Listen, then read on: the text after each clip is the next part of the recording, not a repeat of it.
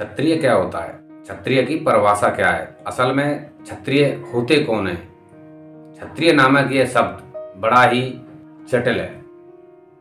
क्षत्रिय वह होता है जो संकट के समय देश की रक्षा करता है। नमस्कार दोस्तों, आप सभी का स्वागत है आपके अपने YouTube चैनल इतिहास हम सबका। मैं हूं आपका दोस्त हरिओम फौजदार और आज हम इस वीडियो में बताएंगे कि क्षत्रिय कौन होता है। क्षत्रिय नामक यह लेख श्री सुल्तान सिंह जी बूरी ने लिखा है।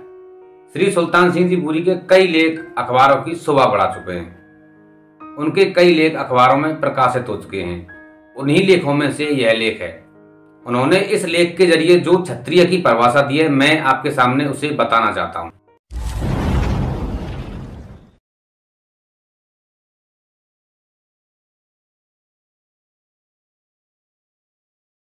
क्षत्रिय जाट वंश के उद्भव का प्रारंभिक संकेत हमें पुराणों से मिलने लगता है कि सूर्यवंश और चंद्रवंश ही क्षत्रिय जाट वंश परंपरा के मूल स्रोत हैं।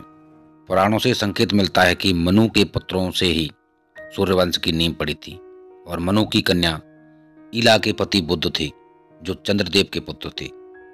इन्हीं से चंद्रवंश की नींव पड़ी। मूल क्षत्रिय वंशों की संख्या के बारे में विद्वान एक मत नहीं है। कुछ एक विद्वान सूर्यवंश, चंद्रवंश और अग्निवंश की चर्चा करते हैं, तो सूर्यवंश, चंद्रवंश और अग्निवंश ऋषिवंश तथा दैत्यवंश। हालांकि अधिकांश इतिहासकार यह मानते हैं कि सूर्य तथा चंद्रवंश से ही सभी शाखाएं अवतरित हुई हैं।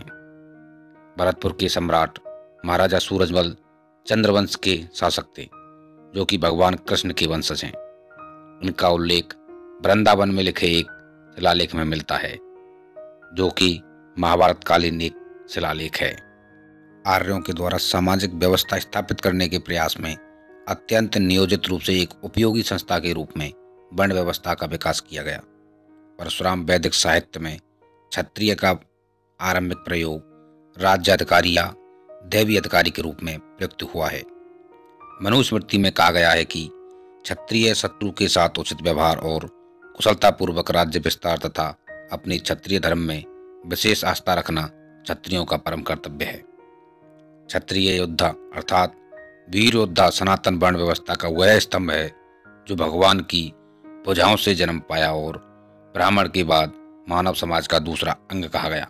क्षत्रियों की उपाधि से अलंकृत क्षत्रियों के लिए एक गीत में कहा गया है कि शौर्य तेजोधृति द्रक्षिम युद्धे चाप्य पलायनम दानमी सुरय भावस्य क्षत्रम कर्म स्वभावजम। अर्थात सूरवीरता, तेज, शौर्य, युद्ध में चतुरता, युद्ध से ना भागना, दान, सेवा, शस्त्रानुसार राज्य शासन, पुत्र की समान पूजा का पालन, ये सब जाट क्षत्रिय के स्वाभाविक कर्तव्य कर्म कहे गए हैं।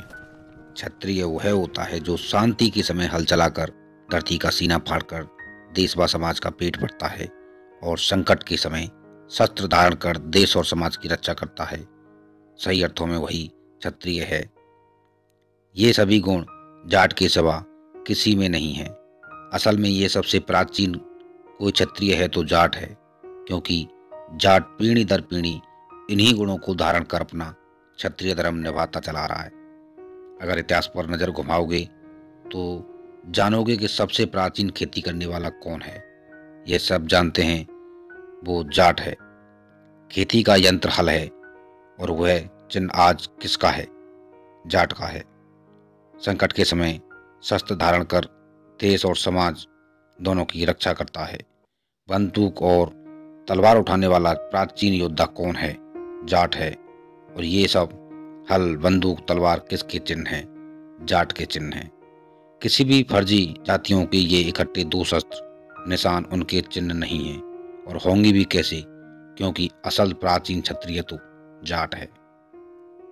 जाट के लिए सभी जातियां एक समान हैं और जाट सभी जातियों का आदर करता है। इसके बावजूद भी बहुत सी जातियां भाईचारे के नाम और जाट के पीछे वार करती हैं। जाट को अकेले अपनी तारीफ कबूल नहीं, इसी का कारण है जाट आज खुद का इतिहास नहीं बचा पा रहा है। जाट का इतिहास लालची लोगों ने झूठी परत चढ़ाकर फर्जी क्षत्रियों के नाम कर दिया है, क्योंकि वे फर्जी क्षत्रिय उनकी तारीफ करते हैं, उनको पैसे देते हैं, बदले में वे इनको क्षत्रिय जाट इतिहास का नाम हटाकर परोस देते हैं। ये बात खुद लालची लोग स्वीकार करते हैं कि भारत का इतिहास जाटों का इतिहास है, पर जाट इस काबिल नहीं है कि वे अपने इतिहास को बचाएं, क्योंकि वो सब जातियों को साथ लेकर चलता है।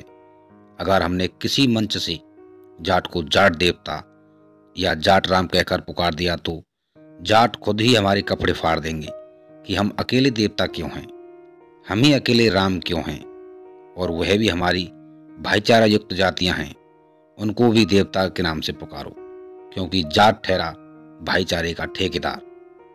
फिर वही भाईचारा पीठ पीछे वार करता है।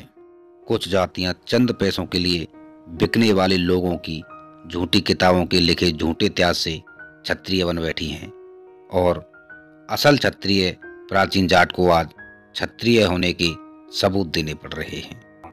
मैं उन फर्जी क्षत्रियों से कहना चाहता हूं कि किताबों के दम पर कोई भी व्यक्ति महान नहीं बनता है। महान बनने के लिए उसके सिर्फ और सिर्फ कर्म उत्तरदायी होते हैं।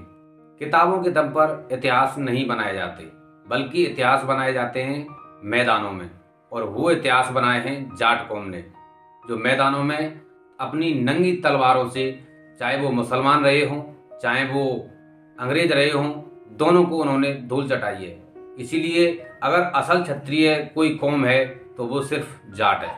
मैं इन सभी फर्जी क्षत्रियों से फिर से एक बार कहना चाहता हूं कि किताबों के दम पर या फेसबुक, इंस्टाग्राम या फिर तमाम सोशल मीडिया के नेटवर्क पर कोई भी महान या कोई भी क्षत्रिय नहीं बन सकता। सिर्फ क्षत्रियता डीएनए के अंदर होती है।